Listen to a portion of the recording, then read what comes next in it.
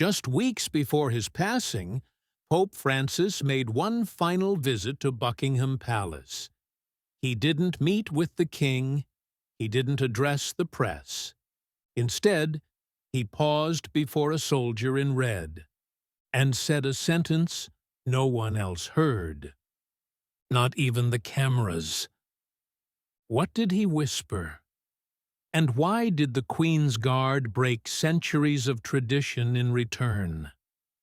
Before we reveal it, hit that subscribe button and drop a comment telling us where you're watching from. Now, let's begin. The frost hadn't melted from the ironwork of Buckingham's western gate when Corporal James Ashford tightened his stance. The wind clawed at his face, biting through even the seams of his bearskin cap. But he didn't so much as blink. Standing at the northwest archway, Ashford was the very embodiment of silence and stillness. 38 years old. 14 years of service. 2 tours in Helmand that had taught him. Move too soon, and you risk lives. Move too late, and you write your own death. Here, on polished British stone, the consequence wasn't death. It was dishonor. At precisely 10:04 a.m., a small motorcade appeared. 3 black vehicles, no waving flags, no press convoy. Just the quiet, deliberate arrival of someone powerful enough to need no announcement. Pope Francis had asked for this visit personally. Not for politics, not for ceremony. Just to see the men who stand in stillness. The car doors opened. White fabric rippled in the chill as the Pope stepped onto the courtyard. He walked slowly. The chill made his shoulders slump a little, but his eyes, calm, deliberate, swept the formation with reverence. Ashford registered the motion in his peripheral vision. The only motion a guard is allowed. Target, dignitary, protocol, absolute stillness. No deviation. And then it happened. A crack in the stone. A millimeter of misstep. A stumble that might have been lost to time, had it not been the Pope. Francis wavered mid-stride, his foot catching an uneven cobblestone, and the tilt of his body made clear he would fall. Before his mind could process it, Ashford's boots were already moving. 1 step forward, gloved hand out. Discipline meeting instinct in a fraction of a second. He caught the Pope's arm gently, just enough to steady him, before stepping back into position.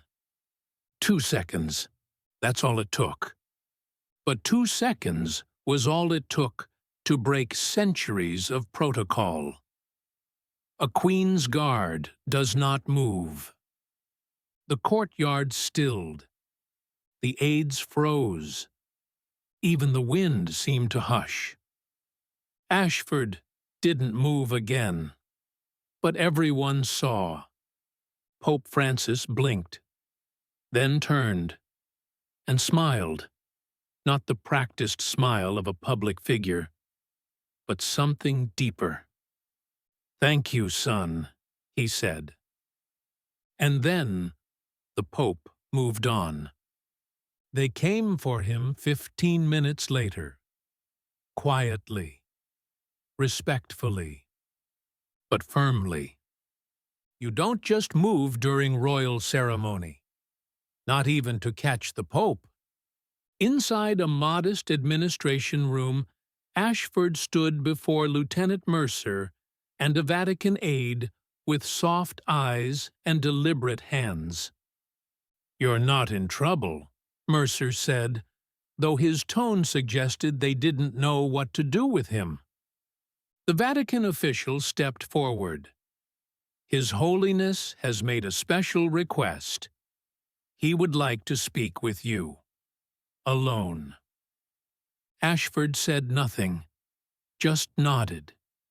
They led him through halls he'd never walked, past stained glass and velvet drapery, down a stairwell that smelled faintly of history and damp stone.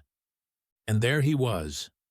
Sitting in a chair beside a window, Pope Francis looked smaller than on TV.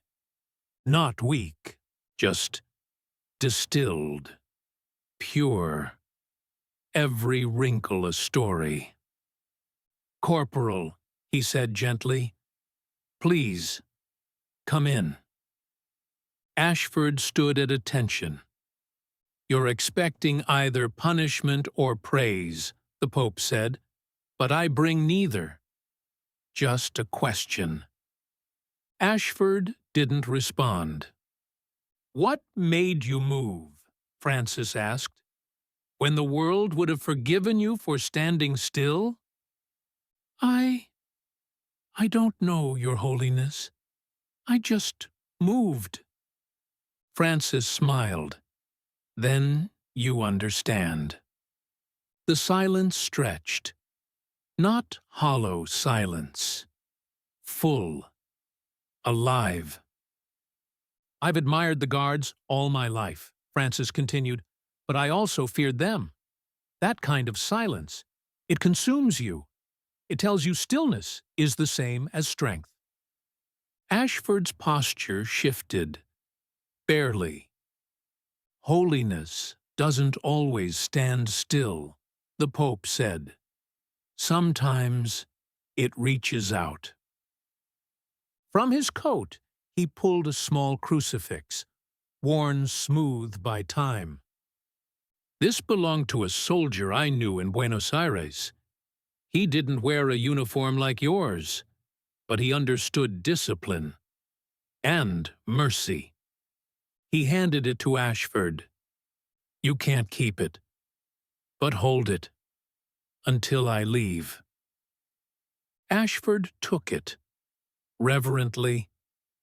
The Pope studied his face. "Do you regret moving?" "No, Your Holiness." "Then why does your face say otherwise?" Francis leaned closer. "There is nothing stronger than kindness that defies rules." The rest of the day unfolded like any other diplomatic event. Handshakes, cameras, polite nods. But something had shifted. Ashford returned to barracks. He didn't speak. He didn't need to. The whispers had already begun. 2 weeks later. The day Pope Francis died, Ashford was polishing his boots. He saw the news before he heard it. Pope Francis dies at 89. His hand stilled. The cloth slipped from his fingers. By afternoon, a letter lay beneath his door. Cream-colored envelope. Wax seal. No address. Inside, just a single line. "To the guard who didn't wait to be told." The handwriting, old, graceful. "Some will say you disobeyed. But I saw a man who moved not out of pride, but principle. Stillness can become a prison, Corporal, if we forget what it was built to protect. You didn't fail the crown. You reminded it why it still matters. At the bottom, never forget. Reverence without humanity is only ceremony. Francisco." Ashford read the letter once, then again, and placed it in the same pocket as the crucifix. At the Pope's memorial, at Westminster Cathedral, beneath a Vatican banner, Ashford stood once more. He wasn't assigned a prominent position, but he didn't need one. As the guests filed in, he stepped slightly off his mark. just enough to kneel. He placed the crucifix beneath the banner, quietly, where no camera could see. The Vatican aide from weeks ago watched. He said nothing, but as he passed, he whispered. He would have smiled. Ashford returned to post, silent, still, but not unchanged. Would you have moved in that moment? Do you believe honor is in stillness, or in knowing exactly when to break it? Let us know in the comments. We read every single one. If this story moved you, like and subscribe. And if you believe true strength is sometimes the choice to act, not to wait, share this with someone who needs to hear it. We'll see you tomorrow.